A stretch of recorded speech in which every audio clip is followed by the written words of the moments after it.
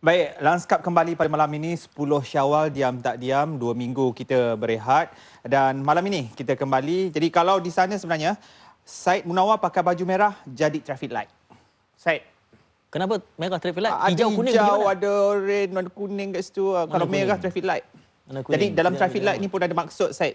Okey. Merah maksudnya berhenti. Berhenti daripada cakap yang bukan-bukan. Berhenti daripada mengumpat artis-artis. Kalau kuning tu, kita boleh cakap. Dan sekarang ni kita tengah bercakap soal artis dahulu, artis sekarang kan, dan masih lagi bercakap selepas 7 Julai yang lalu terus jadi viral ya. Terus seniman bercakap, Adam Saleh pun bercakap, terus dapat komen banyak. Dia jawab dekat sini, tiba-tiba keluar, siapa kata P. Ramlee melarat, sengkit, dia tauke lah.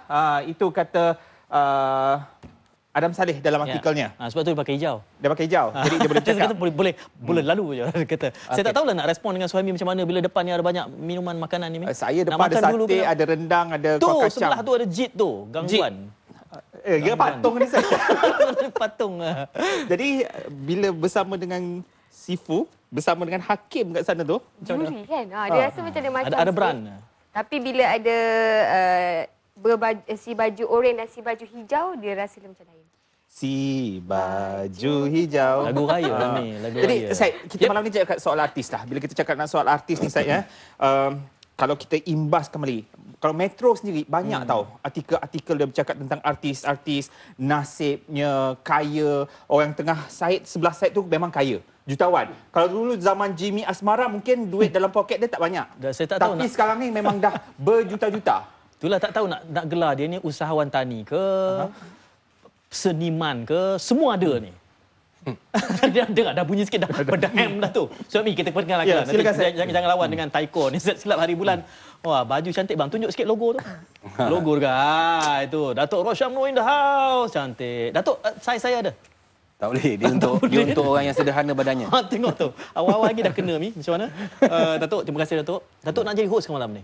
Datuk rasa ni macam fenomena seni ke? Saya tak orang cakap. Kita sedari. Oh, dah kena sebiji dengan penerbit kita. Tak apalah. Dan kalau nak mengkritik penerbit kita, Adam Saleh juga ada pakai baju hijau pada malam ini. Pedas. Dia tanya Suhaimi, dia kata dalam landscape ni bincang tentang isu-isu politik je. Dia silap. Sebab tu kita panggil dia datang malam ni. Ya. Apa khabar bang? Alhamdulillah. Terima kasihlah undang saya pada program ni. Warna hijau. Selalu Datuk Rosham je panggil kan? Sebelum ni lah dalam fenomena seni. Itulah. Rupanya landscape pun kena juga Suhaimi. Dan juga kita bersama diam je jeep tu sebelah tu. Kenapa dia dah mengunyah sate tu? Dia dah mengunyah sate tu. Bukan tetamu baru nak jadi macam Suhaimi, Datuk Rosham. Nanti jeep sekejap. Suhaimi, tengok sate depan tu. Ada 2 cucuk dah kena usik kan? Jeep lah tu.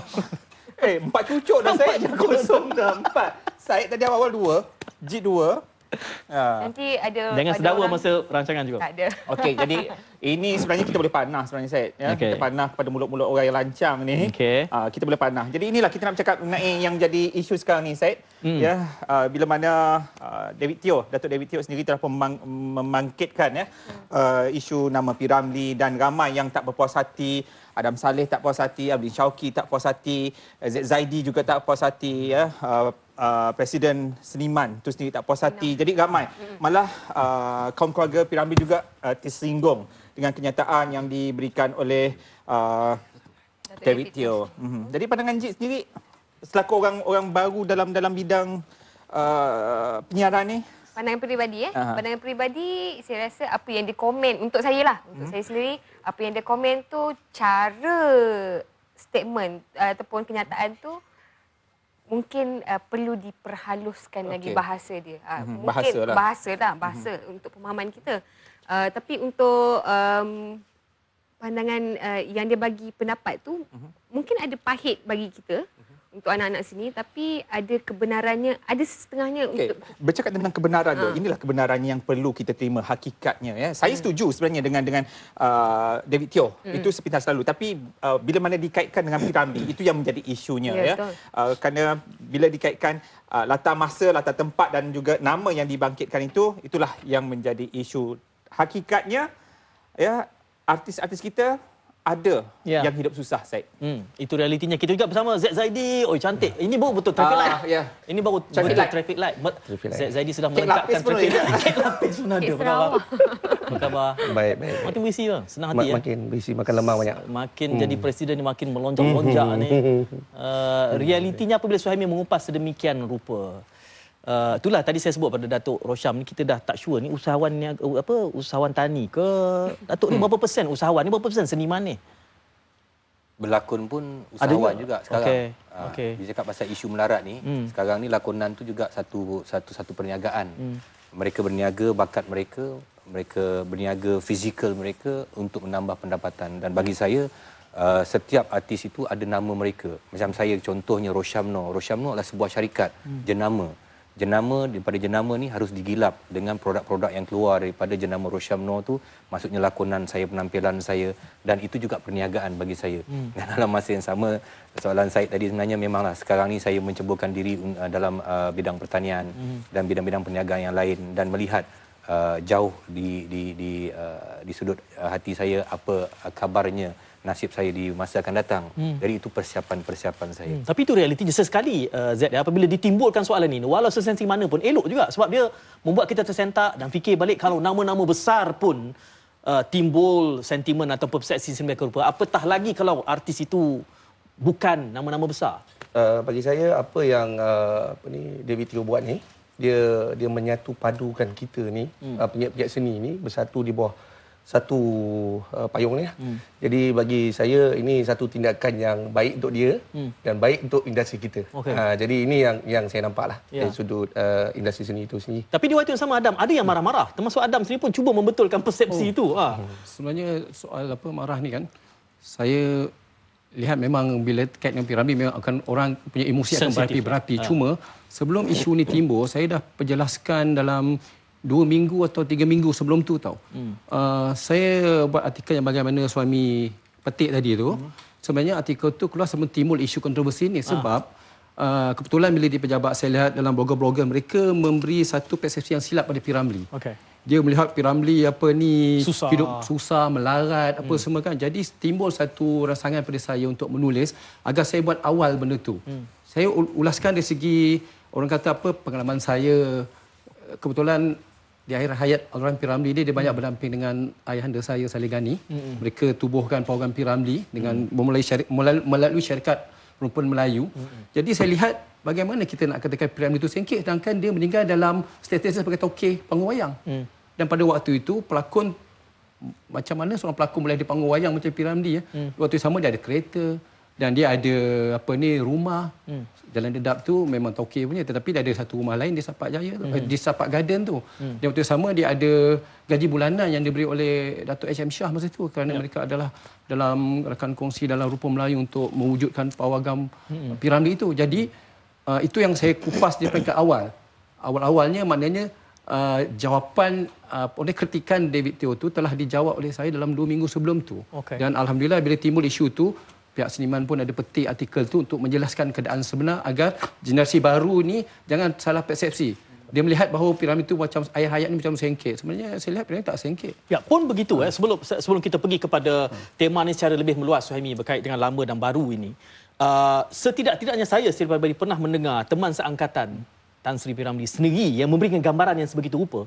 Kalau dalam kapasiti David Teo sebesar itu pun boleh mempunyai persepsi yang Adam Saleh mengatakan persepsi yang salah, tidak mustahil ramai yang bukan statusnya dalam dunia seni seperti David Teo juga punya persepsi yang sebegitu rupa. Pada pendapat saya, kita jangan melihat apa yang David Teo tu cakap salah belaka. Bagi saya, kesalahan David Teo apabila dia salah menggunakan perkataan kepada seorang individu yang cukup disanjung di negara kita, seorang individu yang meninggalkan kesan yang begitu besar dalam industri hiburan tanah air dengan perkataan melarat. Jadi perkataan melarat tu satu perkataan yang nampak amat buruk sekali kepada seorang seniman yang begitu gah namanya diangkat bukan hanya di peringkat orang-orang dalam bidang hiburan tetapi negara sendiri mengangkat dia sebagai seorang seniman agung. Tidak ada lagi seorang seniman di Malaysia yang diberikan gelaran seniman agung. Dan bayangkan bagaimana seorang seniman ini apabila matinya diberi gelaran-gelaran sehingga bergelar Tan Sri. Jadi saya berharap saudara David Teo di masa akan datang mungkin dia ada niat yang lain untuk memperkatakan, tetapi dia salah menggunakan perkataan. Tetapi dalam masa yang sama kita harus melihat landscape bagaimana ekonomi artis dulu dan artis sekarang. Saya tak nafikan artis-artis dulu mempunyai ekonomi yang tidak berapa baik. Artis-artis sekarang punya ekonomi yang baik, dan tapi bukan semua artis-artis sekarang punya ekonomi yang baik kerana kita hanya melihat artis-artis yang punya nama-nama besar, populariti mereka besar, kita nampak mereka gah dengan kekayaan mereka ataupun kesenangan mereka, tapi masih lagi ramai lagi artis-artis hari ini yang mempunyai ekonomi yang tidak baik. Selalu yang diangkat oleh media adalah artis-artis yang berjaya, dan diambil kira oleh peminat-peminat lah artis-artis yang nama besar. Tapi kita harus melihat artis-artis zaman dahulu mereka hanya cuma ada filem ataupun pertunjukan-pertunjukan pentas. Mereka tidak ada medium-medium lain. Tetapi artis hari ini, mereka ada pelbagai medium untuk menjana pendapatan, membuat ekonomi mereka. Seperti televisyen. Ada berapa banyak stesen televisyen di negara kita? Stesen banyak dan berapa banyak channel-channel Melayu dalam negara kita. Ini satu sumber pendapatan yang begitu besar. Yang kedua ialah bila ada internet. Di sini juga artis-artis hari ini yang mempunyai pengikut-pengikut yang ramai, dengan mempromosi barangan-barangan orang lain, mereka membuat menjana pendapatan. Dalam masa yang sama juga, mereka mengeluarkan produk mereka sendiri, menggunakan jenama mereka sendiri untuk meraih pendapatan. Tetapi, harus kita lihat bahawa dalam dunia seni, ramai orang ingat dunia seni itu semata-mata untuk mencari populariti dan juga buat duit. Tetapi harus kita ingat, berapa ramai seniman-seniman agung kita, seniman-seniman lama kita, yang memperjuangkan dunia hiburan tanah air bukan kerana wang ringgit, tapi kerana bagaimana mereka memperjuangkan diri mereka untuk membentuk budaya Malaysia, budaya orang Melayu, meninggalkan kesan yang begitu mendalam dalam sebagai pengajaran daripada kerja-kerja lakonan mereka. Dan ini harus diambil kira, dan semua orang mengaku bahawa lakonan-lakonan artis-artis lama lebih baik daripada artis-artis sekarang, kerana mereka bukan mengejar keuangan, tetapi mereka mengejar bagaimana untuk mengeluarkan satu bakat yang baik supaya apabila penonton melihat kerja-kerja mereka, mereka akan terus dihargai sehingga hari ini. Datuk, jangan jadi host, Datuk. Tahu dia? Jadi panel je lah. Jadi panel. Datuk bagus jadi panel ni. Rugi kalau orang bagus ni jadi host. Boleh minum? Boleh. Tapi banyak. penerbit Isunya kata sekarang, orang ni tak bila boleh mana- tambah. Isunya sekarang bila mana nama seniman agung Allahyarham Tan Sri P. itu diangkat oleh David Teo. Kalau bukan nama Tan Sri P. ya, adakah seniman juga akan melenting seperti sekarang, ataupun seniman just ignore? Kalau sekarang ni isu juga bila mana Sarah Yaakob ya juga dipaparkan oleh pihak media. Saya belum nampak lagi seniman ataupun mana-mana yang cuba untuk, ya, kita nampak di BKL ada usaha untuk membantu mencari rumah untuk Sarah Yaakob. Bagi seniman, Bagi saya, setiap individu, terutama sekali orang-orang seni, penyiap-penyiap seni ni, mereka terikat dengan etika-etika tertentu. Macam kita tahu media terikat dengan etika kewartawanan. Terutama sekali kita sebagai artis-artis ni pun terikat juga dengan etika-etika tertentu. Bagi saya, kalau nak bagi contoh, jangan bagi contoh yang tidak baik terhadap ikon seni negara itu. Maknanya seniman agung P. Ramlee itu. Kenapa dia tak boleh sebut artis-artis yang dia nak bawa bergelar jutawan, tapi tidak mahu melihat artis-artis sengsara di kemudian hari? Kita tak apa, kita boleh terima. Maknanya dia tak sebut pun nama-nama tersebut. Jadi bila dia sebut tu, dia menjadi satu tamparan bagi kami, Persatuan Seniman, kerana gelaran Seniman Agung itu adalah cadangan Persatuan Seniman kepada kerajaan untuk diiktiraf kepada Tan Sri P. Ramlee kerana dia tiada galah ganti dalam industri seni itu. Jadi mungkin David Teo terlupa bahawa P. Ramlee itu adalah kesayangan rakyat Malaysia, khasnya orang Melayu. Di situ saya kata silapnya David Teo. Kerana itu, Abang Rosyam, di talian juga pada ketika ini Tan Sri Yusof Latif, Presiden Kelab Peminat P. Ramlee Pulau Pinang, ada bersama kita di talian. Hello, Assalamualaikum Tan Sri. Waalaikumsalam warahmatullahi taala wabarakatuh. Baik, selamat raya Tan Sri. Okey Tan Sri, bila mana nama Seniman Agung ya Allahyarham Tan Sri P. Ramlee dicemoh ataupun dihina ya, sebenarnya kenyataan daripada David Teo itu, bagi Presiden Kelab Peminat P. Ramlee pasti akan rasa tersinggung dengan kenyataan itu. Ya, saya telah pun mengeluarkan kenyataan baru-baru ini menyatakan kekesalan di atas kenyataan yang dibuat oleh David Teo mengenai dengan akhir-akhirnya hayat Allahyarham Tan Sri P. Ramlee, seniman agung kesayangan kita itu. Jadi sebenarnya pada pendapat saya David Teo ni beliau wujud adalah sebagai ahli perniagaan. Pada beliau kekayaan adalah target utama. Pada setiap nilai yang dikeluarkan di satu kocek perlu pulangan penuh. Tidak seperti Allahyarham Tan Sri P. Ramlee yang lahir dari bakat anugerah Allah, meminati bidangnya tanpa ada niat selain daripada mengorbankan dirinya secara jujur dan tidak mengarah kepada kekayaan. Malah dia hidup sebagai dilihat di muka untuk mengabadikan dirinya dalam bidang seni, dalam bidang suara untuk masyarakat. Itu. Okey. David Teo pun dah minta maaf. Apa lagi kalau dari segi peminat-peminat selaku presiden sendiri nak, Tan Sri? Ya, yang sebenarnya kenyataannya telah pun terlanjur. Itu yang mengguriskan hati kita sekalian. Jadi mungkin sebagai presiden Kelab Peminat P. Ramlee, saya menyarankan apa yang mungkin ada niat David Teo dalam kenyataan dia itu untuk membela seniman masa kini. Itu boleh diterimalah sebagai satu cadangan dan sarana yang perlu kita ambil perhatian supaya seniman, tapi jangan dia bandinglah dengan Allahyarham Tan Sri P. Ramlee. Itu yang kita kesal kenyataan dia itu. Okey. Baik, terima kasih banyak Tan Sri. Baik.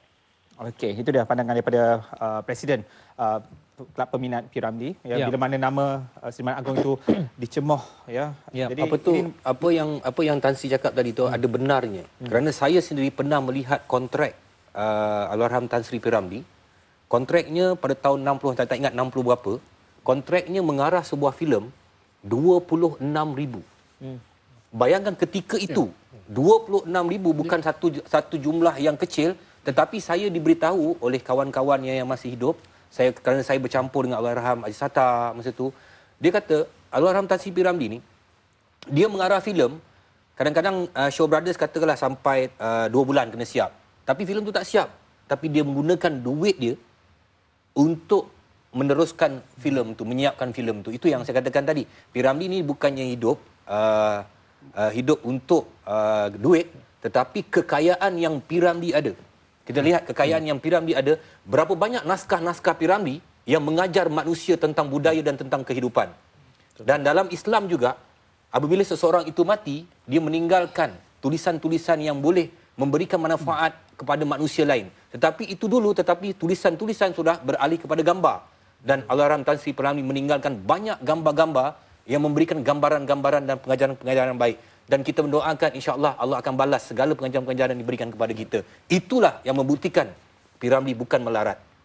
Mungkin orang melihat bagi persepsi yang macam Abang Adam kata tadi, dia nampak mungkin ramai orang mengatakan membuat cerita P. Ramlee itu hidupnya susah, tetapi sebenarnya P. Ramlee adalah insan yang paling kaya, yang bukan hanya kekayaan dia di atas muka bumi ini, tetapi kekayaannya dibawa sampai ke mati insya-Allah. Tapi itu saya nak tambah sikit pada Datuk Rosyam kata, kalau Datuk Rosyam kata 25,000, tapi saya dapat info pula ketika Allahyarham mengarah untuk studio mereka, dia dibayar 20,000. Tapi mungkin ada pengkhianatan 25,000 tu saya tak berapa pasti. Cuma kalau di Singapura masa beliau bekerja dengan Malaysia filem di Singapura tu, payment untuk dia satu filem 30,000. Kalau bayangkan 1961, 60, 30,000 berapa besar nilainya. Kan? Jadi dalam erti kata memang tak wajar kalau kita katakan dia macam melarat ke apa, kalau kita ambil kira dengan kewangan yang dia ada berapa banyak filem, dan dia berbanding dengan pengarah lain, dia adalah yang paling special sekali. Dan filem Melayu dan P. Ramlee itu memang ada saling kait mengait. Dan hati-hatilah kalau kita mengaitkan P. Ramlee ini akan jadi sensitif yang teramat sangat. Itu yang Suhaimi timbulkan tadi, saya nak tanya dengan Abang Adam. Kerana David Teo memberikan imbalannya, contohnya dengan Tan Sri P. Ramlee. Kalau dengan artis-artis lain, dia tidak sesensitif itu. Itulah saya kata tadi, P. Ramlee dan filem Melayu dia kait mengait. Sebab kita kena lihat sejarah filem Melayu ni bermula. Kita sebenarnya di peringkat awal memang pengarah tu dikontrol oleh pengarah India. P. Ramlee telah muncul sebagai pengarah filem Melayu dan membentuk budaya Melayu dalam filem Melayu. Maknanya dia dah tukarkan senario pengaruh filem India tu kepada budaya Melayu. Okey. Orang Melayu dan piramid terlalu dekat hingga kan dia dah jadi macam untouchable lah, tak boleh sentuh. Saya ambil contoh gini pengalaman saya sebagai wartawan. Kalau Datuk Rosyam ingat, masa tu saya pun baru jadi wartawan Festival Filem Malaysia di Melaka kalau tak silap saya masa tu. Apabila Dr. Nur Arai mempersoalkan balik-balik P. Ramlee. Ada satu word dia kata, kalau saya katakan Ryan Razali lebih baik dari P. Ramlee, kiamat dunia. Atau dia kata dunia nak terbalik. Masa tu pengarah filem veteran membantai Nur Arai kau-kau. Tapi bila wartawan follow up balik dengan arwah Nur Arai ni, dia ada persepsi lain. Dia kata saya nak kita ni mengkaji piramid secara ilmiah masa tu Festival Filem Malaysia di Melaka. Kerana kontroversi itu Finas terpaksa batalkan dia punya seminar P. di Finas setiap ada satu ketika yang saya ingat. Kemudian isu piramid timbul balik bila Radio Malaysia Ibu Kota timbulkan DJ dia Nur Amin. Dia sudah bandingkan piramid dengan Jamal Abdillah. Kalau siapa ingatlah zaman tu kan. Jadi masa tu peminat Jamal lebih power. Jadi public attack Nur Amin. Saya tengok media masa tu attack Nur Amin kau-kau lah dia kena. Branding arwah Tan Sri P. begitu besar. Dia macam tak boleh tersentuh. Termasuklah ketika saya buat satu liputan di Singapura. Ketika itu Menteri Penerangan Singapura nama dia Josh Yeo. Dia ada cakap satu word there is no Singapore without P. Ramlee, lebih kurang gitu. Jadi bila saya balik, artikel tu saya buat, editor saya masa tu Encik Zainuddin Najib, dia sudah ubahkan artikel tu, sudah menjadi topik besar, P. Ramlee milik siapa? Singapura ada hak klaim P. Ramlee sebab P. Ramlee menang anugerah di Singapura. Sedangkan di Malaysia dia tak menang anugerah pun. Jadi bila timbul isu tu, ingatkan Tok Mat masa tu Menteri Penerangan, tak puas hati, dia kata tak P. Ramlee milik Malaysia, dia kata kan. Lepas tu Singapura pun kenyataan saya tu ada timbul sikit rasa tak senang daripada kawan saya wartawan di sana lah kan. Kemudian muncullah sastrawan negara Abdullah Hussein dia membetulkan keadaan, dia kata sebenarnya P. Ramlee milik Nusantara. Indonesia pun ada hak klaim dia. Malaysia pun ada hak, Singapura pun ada hak, malah Brunei pun. Bahkan itu lebih membesarkan dia. Tapi di awal tadi kita pun sebut bahawa sesekali bila kontroversi ataupun sensasi ni timbul sebegini rupa, elok sebab kita meneropong balik realiti sebenar. Suami traffic light ni ada banyak bercakap tu sebelah tu. Jadi traffic light kejap lagi juga akan bercakap saya. Dan selepas ini juga kita nak melihat sejauh mana selepas ini peranan Abang Rosyamno, kita selalu nampak dia hero dalam filem. Dia selepas ini hero untuk membela golongan artis juga. Seniman sendiri, Z. Zaidi banyak hero-hero menjadi hero dalam drama. Jadi selepas ini, seniman saya nak melihat menjadi jagoh untuk membela artis juga. Kerana ramai kalau saya nak kongsikan nama-nama artis, pasti dalam tangan seniman sendiri ada senarai-senarai artis yang sentiasa memerlukan pertolongan. Satu artikel lama yang saya temui merealisasikan Yayasan Artis Satu Malaysia. Artikel ni ditulis pada 20 Disember 2012 lah, lama lagi. Jadi antara lain disebut kat sini, artis menghiburkan orang tapi belum tentu hatinya terhibur. Banyak kisah yang singgah ke telinga penulis iaitu Zulkifli Jalil ni mengenai kehidupan artis yang hala tujunya tak ke mana. Cuma sebilangan artis saja seperti Abang Rosyamno, Z. Zaidi, kita nampak kumpulan KRU, Anwar Zain, Datuk Sheila Majid, Samsul Yusof, Datuk Sharifah Aini, Datuk Siti Nurhaliza, Datuk DJ Dev, Datuk Malik Rizwan, Datuk Hatan, itu yang dinamakan. Tapi masih ramai juga kalangan artis hidup merempat. Dan untuk Z. Zaidi sendiri, tabung kebajikan artis dah pun ditubuhkan sebenarnya. Peranan seniman. Tak, saya tak setuju dengan perkataan merempat tu. Macam hina sangat artis ni. Ini bukan wartawan sendiri yang tulis Abang Rosyam. Saya awal-awal tadi saya dah kata tadi jangan guna perkataan merempat kepada artis. Saya tak suka. Sebab kalau kata hidup susah saya boleh terima. Merempat ni macam orang melarat bukan macam tepi jalan lah. Tepi jalan tu. Itu yang merempat tu. Jadi pasal awal saya kata David mungkin ada benda yang dia nak cakap, yang benda baik dia nak cakap, tetapi perkataan David je yang salah bila merempat tu kan. Cuba saya kata kan, suami awak ni hidup memang merempat melarat lah. Kau bengang lah. Sentang. Kau sama lah saya. Kau jadi pengacara ni merempat ke hidup kau? Kerja kami provok Datuk. Dan Datuk telah menjawab provokasi kami dengan baik. Wartawan juga. Kita tanya Abang Adam Saleh sendiri kan. Tajuk-tajuk headline tu sendiri ditulis. Itu tujuannya sengaja untuk mensensasikan supaya orang mula berfikir. Polemik sikit. Tidak begitu. Kita tadi soal tabung tadi.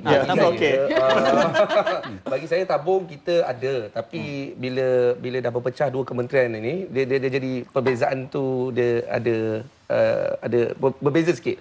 Maknanya kementerian ni mungkin tak ada, tapi kementerian ni ada. Jadi prosedur dia berbeza. Kalau berbanding sebelum ni, dia satu kementerian saja. Ya. Jadi bila tabung tu wujud, kalau kita guna pun sikit-sikit tabung tu makin lama makin Sekejap, tiada. Jadi macam mana kita nak top berapa up dana benda tu? yang ada dalam tabung? Dana tu kena tanya kementerian yang memegang di bawah agensi. Seniman tak tahu? Kita tak tahu. Kita selalunya kita akan mohon berdasarkan surat daripada Persatuan Seniman untuk mohon daripada tabung tu untuk mendapatkan duit tabung penggiat seni kepada penggiat seni. Lumrahnya berapa banyak kalau allocations Dia penyaluran itu bergantung diberi? kepada prosedur-prosedur tertentu. Maknanya kadang-kadang kalau ada sakit kita kena ada kita suruh mereka sediakan resit dan sebagainya, dan sokongan persatuan selalunya kita akan dapat dalam 5 ke 10 ribu bergantung kepada kelulusan jabatan agensi berkenaan lah. Jadi ini yang kebiasaannya kita buat berbanding sebelum ni. Sebelum ni kita dapat lebih.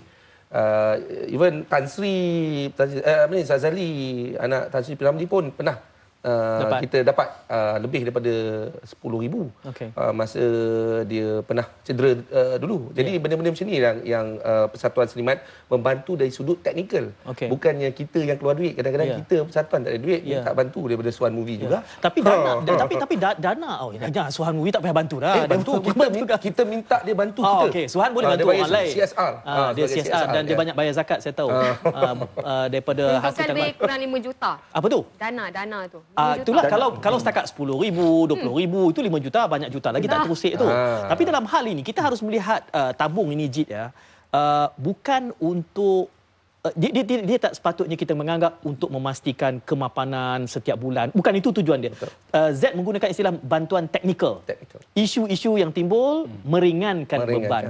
Kalau semua artis menganggap tak apalah Jit, esok umur saya 60 ada tabung ni Jit, saya pengacara dulu, seniman juga ada sikit kau nak pinjam.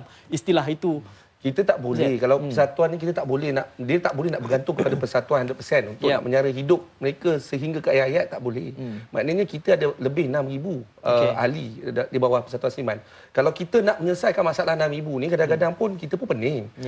Terutama sekali dalam soal dana untuk nak bantu dari segi perbuatan dan sebagainya.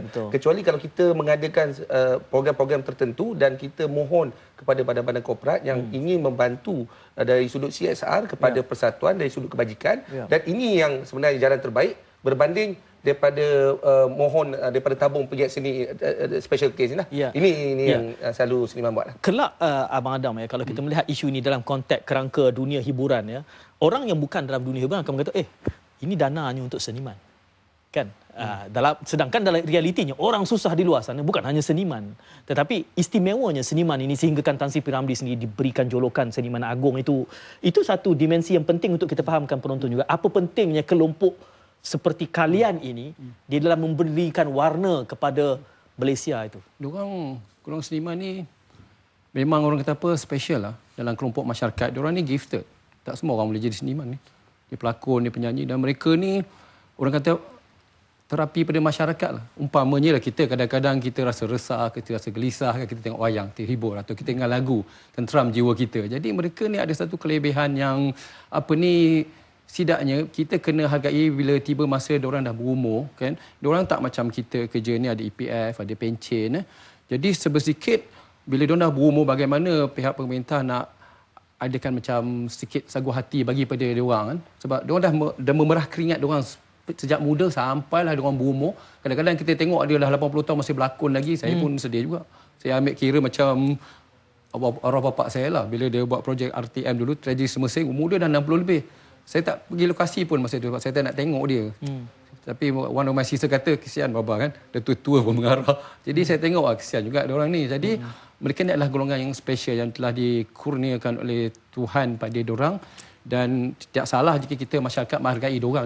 Apabila tiba mereka berumur, kita bagilah sikit ganjaran. Umpamanya baru-baru ni, saya pun rasa sayu juga bila ada artis veteran kita berstatus datuk tetapi bila sakit dekat kelas 3 kan. Saya pun alamak kan. Kesian juga. Sebab apa? Mereka ni life tersendiri tau. Bila tiba-tiba bergaul dengan masyarakat, situasi dia akan jadi lain tau. Seandainya ada pihak upgradekan dia punya status pergi kelas yang lebih sesuai kan. Tidaklah kalau ada peminat datang ke, menteri datang jenguk diorang ke, tak ganggulah pesakit kiri dan kanan tu. Bersungguh Zaidi mengganggu. Tak, sebab saya banyak menguruskan kes-kes yang seumpama jenazah veteran-veteran ni. Terutama sekali kita punya yang seangkatan dengan P. Ramlee ni. Saya sebenarnya sedih bila tengok apa yang Abang Adam cakap ni memang berlaku. Memang tak dapat, saya pernah duduk dengan dia daripada pukul 3 petang sampai pukul 3 pagi tak dapat bilik. Dia duduk pegang sendiri je. Dan saya kata macam mana saya nak ni Saya terpaksa buat surat, saya mohon untuk tukar ke hospital lain dan hospital lain tu dapat membantu dengan keistimewaan yang sedikit lebih kepada artis veteran tersebut. Jadi sampailah ke akhir hayatnya. Itu yang saya, bukan dia seorang je sebenarnya, ramai. Itu yang saya tak boleh cakap. Bila Abang Adam cakap tu sebenarnya itu betul. Di bawah radar seniman ni berapa ribu orang ni? 6,000. 6,000. Kita ada 6,000. Abang Syed, kabarnya ZZ di sini ada sambung PhD Master. Master dah Master. Jadi mungkin pembelajaran ataupun pendidikan sini untuk masa zaman kini untuk artis-artis penting kalau nak dibandingkan dengan zaman dulu. Bagi saya itu satu kelebihan lah bila kita ada akademik ni.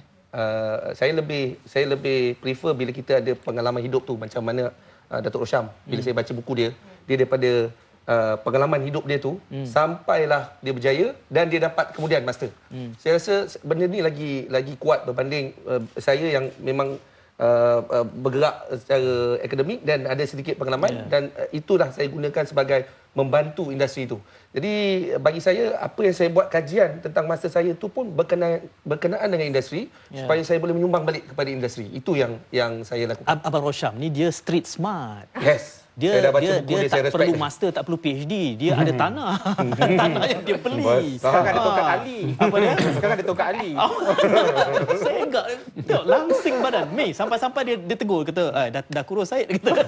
Dia marah betul. Okey, tapi dekat sini pula peranan untuk Abang Rosham peranan penerbit. Kalau dari segi artikel ni juga, saya suka kutip-kutip daripada artikel sebab kita juga kena menghargai penulis-penulis, wartawan-wartawan. Persatuan Artis Penerbit lepas tangan dalam membantu artis pelakon-pelakonnya sendiri. Ini yang ditulis adalah besar Abdul Aziz Ita pada 2012. Persatuan Artis Penerbit lepas tangan.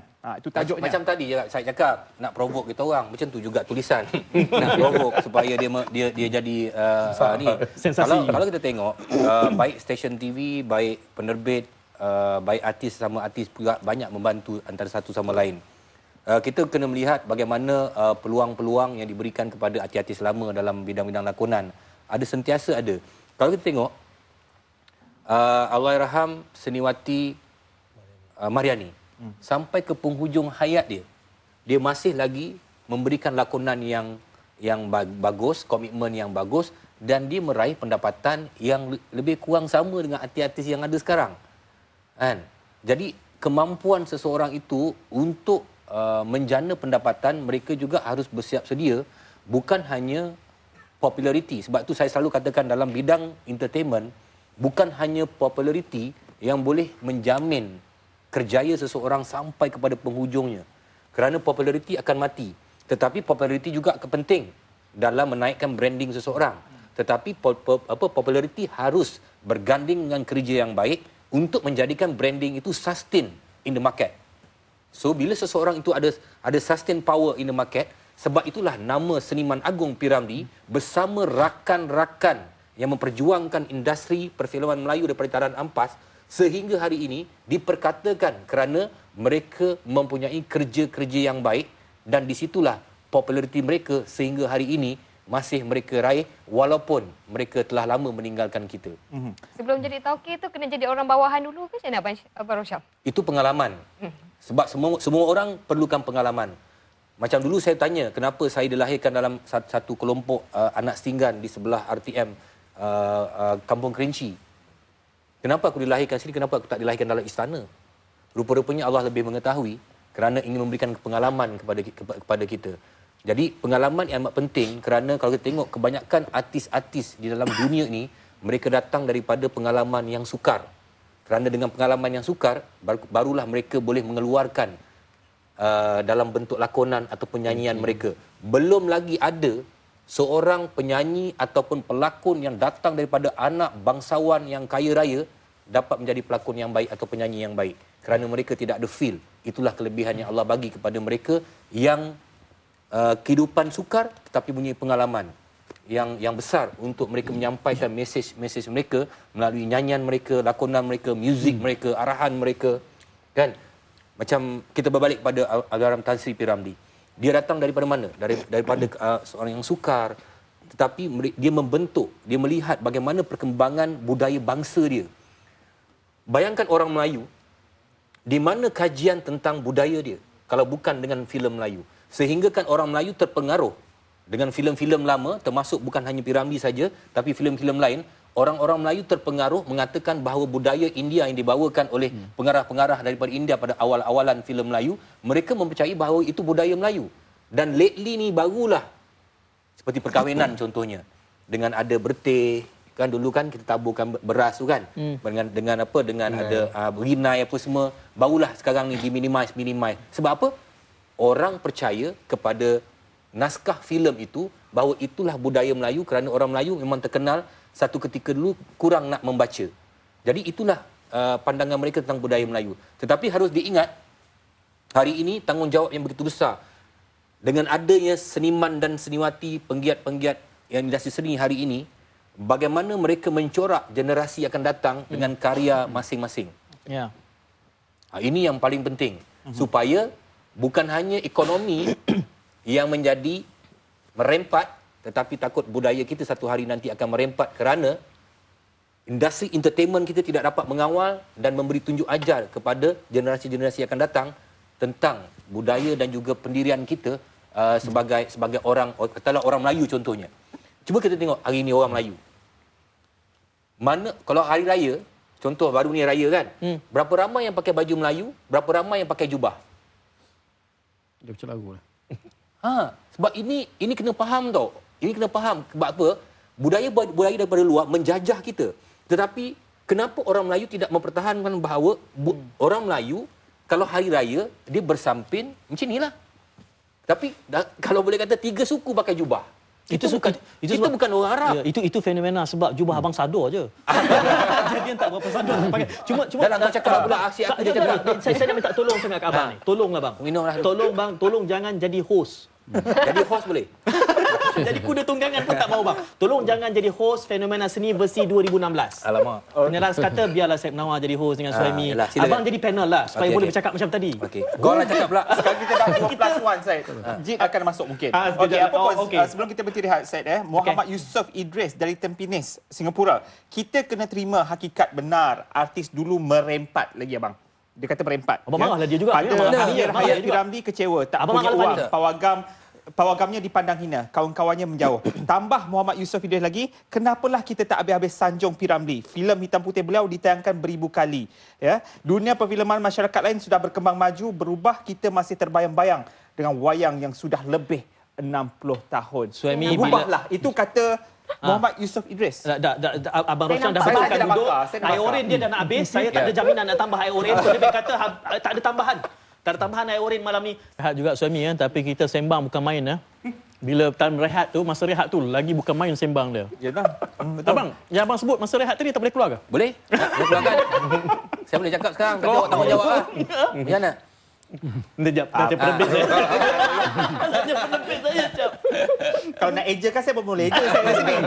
Tapi kita memang daripada Abang Rosyam Noh. Okey, Abang Rosyam Noh dah bercakap, Aziz Zaidi dah bercakap, ya, Abang Adam Saleh pun dah cakap, malah Afdin Syauqi juga ya, satu nama besar juga tak bersetuju memberikan kenyataan balas tentang kenyataan David Teo tu. Ada punca-puncanya dan salah satu daripadanya tadi. Mungkin Abang Adam boleh jawab isu ini. Undang-undang tak hormat hak artis. Undang-undang? Undang-undang kita tak hormat hak artis. Hak pattern, hak apa benda ni semua. Kita tak tahulah artis mana yang dah branding nama dia, kita pun tak tahu. Macam katakan ada satu artis baru muncul, tiba-tiba dia pakai nama Rosyam Noh. Yep. Tak tahu Rosyam Noh boleh saman ke tidak. Itulah trademark dia. Sorry. Apa ni, cuma... Jemput minum bang, jemput minum. It's okay. Cuma saya nak kaitkan sikit pasal Seniman Agung tu. Istilah tadi yang Mas Datuk Rosyam kata satu branding memang benar. Sebab filem Melayu ni kita lihat bila CDO MFP tutup operasi pada 1997, kemudian kategori tutup 1975, kehidupan artis zaman seniman dan seniwati masa 70-an tu terkapai-kapai tau, macam hidup segan mati tak mahu. Tapi arwah Piramli dia masih survival lagi. Yeah. That's why dia tubuhkan rupa Melayu. Sebelum tu Perfima, okey. dalam keadaan terkapai-kapai itu, kita kena lihat era 1970-an. Bagaimana masyarakat ketika itu dah pandang sepi pada seniman dan seniwati kita. Sebab apa? Sebab ketika itu, jika kita ingat, masa itu saya sekolah rendah, filem-filem Indonesia, Hong Kong, lakusai pesada seni tanah air kita. Tanyalah budak-budak zaman remaja masa itu, siapa tak kenal Emilia Contessa, Deloitte, Rory Marantika, termasuklah filem-filem Hong Kong. Apabila seniman dan seniwati kita dah terpinggir, di situlah timbulnya satu idea pakatan antara pihak seniman dan wartawan hiburan ketika itu. Seniman punya presiden ketika itu Arwah Zimbo, dan wartawan ketika itu dia ada Persatuan Eja, memang powerful lah Eja ni. Jadi mereka telah berbincang, Zimbo dengan Arwah Ahmad Idris, termasuk Mustafa AR kalau tak silap saya. Mereka telah membuat satu kod nama yang special, Seniman Agong. Seniman Agong tu diberi oleh Dewan. Tak ada sampai kepada pihak kerajaan tertinggi sebab letakkan satu branding pada P.Ramlee, Seniman Agong, dan media terus. Kalau kita tengok Seniman Agong tu muncul 80-an tau. 70-an kita tak panggil Seniman Agong, kita panggil Seniman Veteran, Seniman Veteran.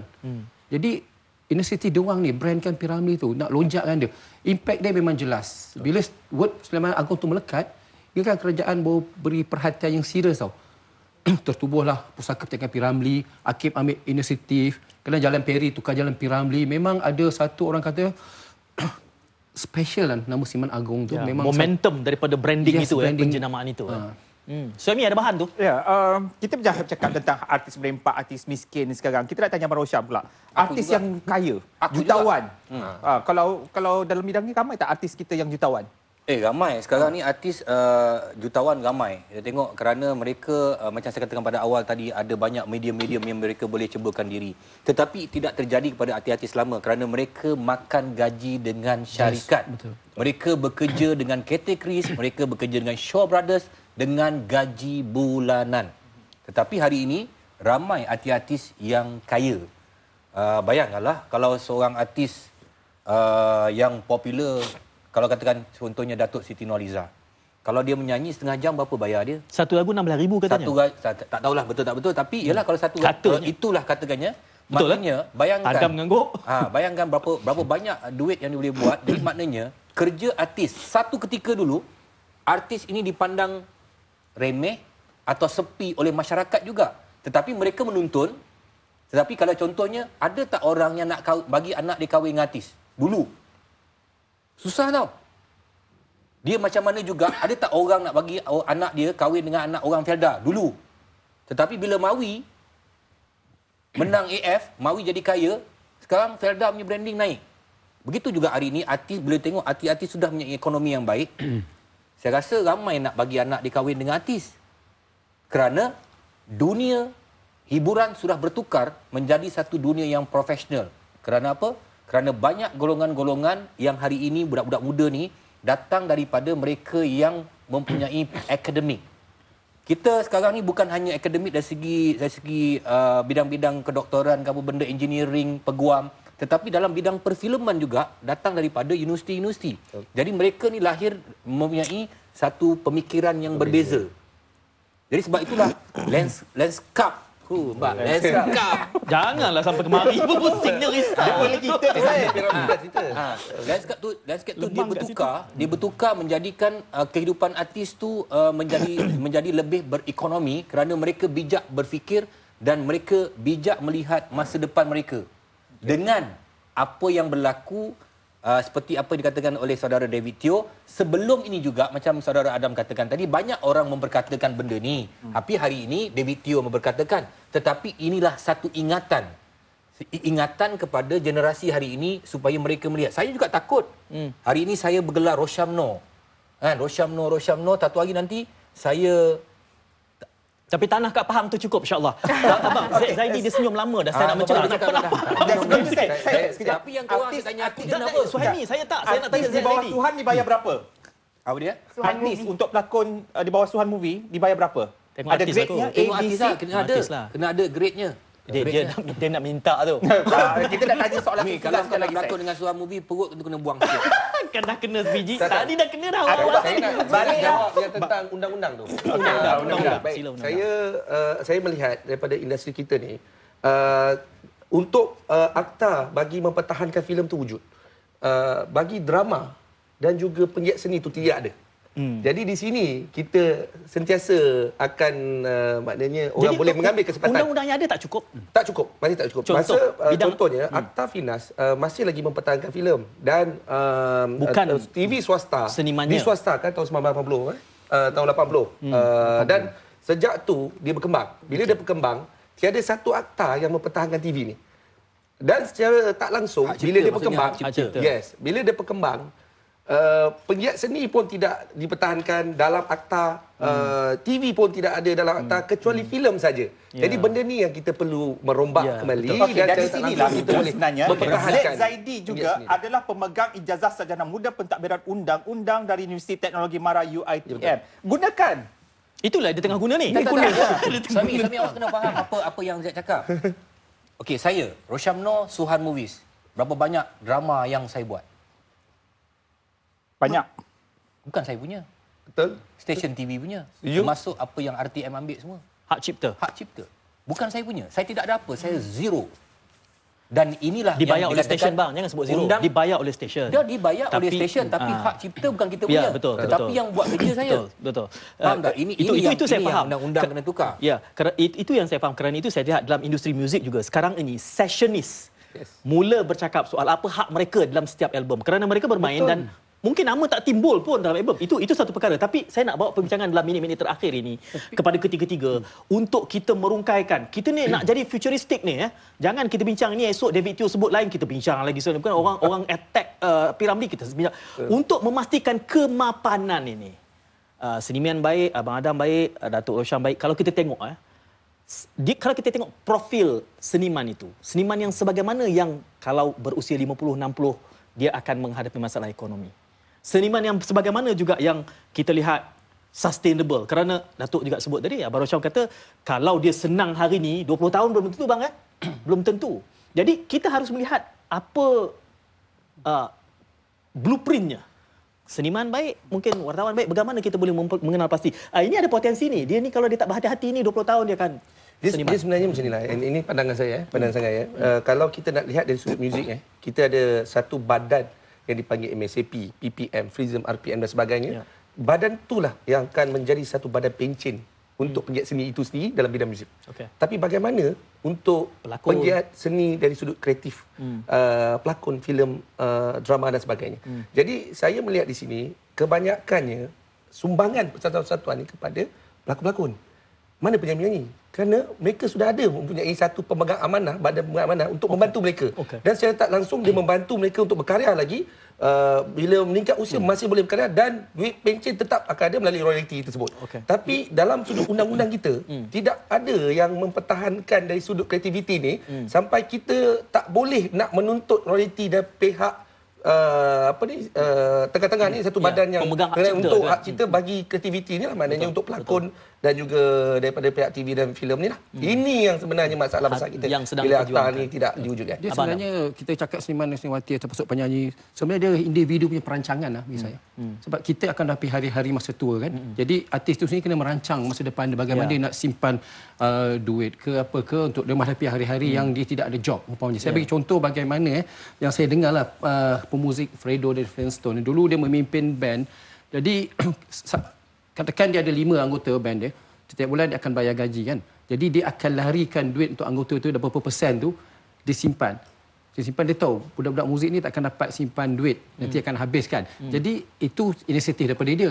Waktu yang sama di negara kita ni kita banyak persatuan hiburan dan juga yayasan. Yayasan ni diberi dana oleh kerajaan tau. Jadi bagaimana pihak yang telah diamanahkan untuk memegang dana-dana tertentu ni boleh membantu artis-artis ni untuk mendapat keselesaan hidup di masa depan mereka tu. Kena bagi kursus celik wang bersama Roshamno. Boy. Taklah macam tadi bila kata apa ni, macam artis ni bila pada pendapat saya lah, bila kita tengah berada ni contohnya kalau untuk sakit, pening, ambillah insurans awal-awal, melaburlah sikit supaya nanti bila sakit kita ada tempat yang okey. Selesa. Insurans juga sebenarnya bukan kita bayar saja, insurans juga sebagai satu simpanan. Kerana artis dia tidak ada APF apa semua kan. Jadi beringatlah macam saudara Adam kata tadi, mereka harus memandang diri mereka sendiri, beringat bagaimana mereka melihat masa depan mereka. Memang kalau kita beringat, insya-Allah Allah akan bantu kita sebab apa, memang rezeki datang daripada Allah kan. Suami ada banyak bahan itu Ya, informasi. Azli Henry, majukah perfilman zaman ini dalam pembangunan masyarakat? Soalan ini ditujukan kepada Abang Rosyam. Dia kata sini, aku lebih rela tonton wayang hitam putih dan perundangan perlu lebih teliti dalam menjaga kebajikan seniman. Ini masih lagi berlegar-legar tentang perundangan dan juga artis juga ya, kalau kita perhatikan untuk yang veteran, keperluan perumahan juga ya perlu diberikan perhatian, bukan saja wang ringgit, tempat mereka berteduh. Kerana isu yang berbangkit juga dalam minggu ni, Sarah Yaakob duduk dalam store. Abang Zaidi. Yes, memang kita tahulah, memang tu satu-satu kebajikan yang sangat diperlukan lah. Rumah dan juga insurans. Macam Datuk cakap ni. Kita pernah usulkan tahun 2012 kita pernah untuk artis kan? Kita pernah usulkan tahun 2012 bersama Perdana Menteri. Kita pernah mohon Perumahan Rakyat Satu Malaysia dan secara tak langsung kita mohon juga untuk adakan satu skim insurans seniman untuk penggiat seni ni. Jadi bila dah berpecah dua kementerian ni, dia agak sukar sikitlah. Tapi dalam masa yang sama juga saya mengenali ramai rakan-rakan artis. Dalam masa yang sama juga kadang-kadang bila apa yang kerajaan nak buat tu tak menjadi, contohnya Perumahan Satu Malaysia contoh. Bila kita nak bagi kepada artis tu, kita tak boleh bagi secara percuma. Mungkin kita boleh bagi dia dengan harga yang berpatutan. Dan kadang-kadang bila dia nak buat pinjaman tak boleh pula sebab dia tak bayar teks. Prosedur ni dia kena ada kan, kerana kalau dia tak ada prosedur ni, macam mana bank nak bagi pinjaman. So benda-benda ni semua dia orang semua kena ambil kira bahawa mereka kena ada bayar teks, bayar apa yang mengikut apa ni, barulah senang untuk memudahkan dijanakan apa yang difikirkan baik untuk artis-artis ni. Itu realitinya. Suami. Ya, mungkin keperluan selepas ni juga Zaid, gaji minimum untuk artis ada perlu difikirkan. Masih lagi dalam peringkat perbincangan. Sebab kita perlu ada satu rate card yang kita boleh menaikkan harga artis itu sendiri. Dia bukan gaji minimum untuk artis. Sedangkan artis ni gaji dia akan berubah mengikut landscape kalau stesen TV bayar bukan harga 20 tahun dulu. Itu saja. Setuju. Sebab harga yang dibayar adalah harga 20 tahun dulu. Betul. Jadi macam mana kita nak tambah duit artis tu? Datuk banyak kali sebut landscape ni. Kita bimbang juga. Kita kena sebut banyak kali fenomena seni. Bila dia jeling saya cemas. Macam satu seniman macam mana dari segi khairat kematian artis tu. Ada tak berlaku bila tiba masa artis tu meninggal, mereka susah nak uruskan jenazah? Sebenarnya kita dah buat satu plan. Maknanya plan ni kita mengikut satu plan rela. Maknanya kementerian peruntukkan 2 juta insurans untuk 3 juta ahli rela. Jadi plan yang sama saya buat untuk penggiat seni. Maknanya kalau kita calculate pun penggiat seni tak sampai 3 juta. Hanya 100,000 je. Takkan kerajaan tak boleh peruntukkan 1 juta. Khas saya tak langsung dia maknanya memberi satu kelebihan sikit untuk artis. Untuk di mana benda-benda ni dipertahankan oleh maknanya insurans melalui kementerian dana kementerian yang disalurkan melalui skim insurans seniman itu. Kalau hari ini ada bahagian kedua Suhaimi, Hari Raya Haji nanti. Ya, Hari Raya Haji. Hari Raya Haji lah baru ada kuih, baru Abang Rosyam pakai baju oren.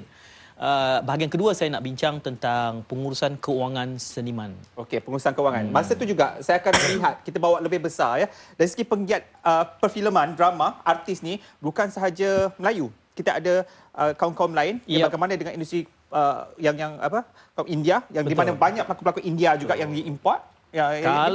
Kalau ada masa lagi saya nak usik Zaidi lagi, suruh dia definisikan penggiat seni tu, sebab nanti saya akan usik beberapa penggiat seni yang dia tidak perjuangkan. Tapi itu sesi lain. Jadi dah siap dia. Kita itulah kita makan kuih. Kenapa kita tak invite David tu sekali? Boleh insya-Allah. Saya tak ada teman hari ni, saya ada teman rasa okey sikit saya. Jadi apa pun terima kasih juga Jik. Semangat Suhaimi. Sate tu bawa ke sini. Kita jumpa lagi. Terima kasih kepada Datuk, terima kasih kepada Abang Z, terima kasih kepada abang tu, nanti adik Z dan juga Abang Adam. Berjumpa lagi. Suhaimi, terima kasih. Jit. Terima kasih Jit. Sila makan. Minggu depan saya dengan Jik.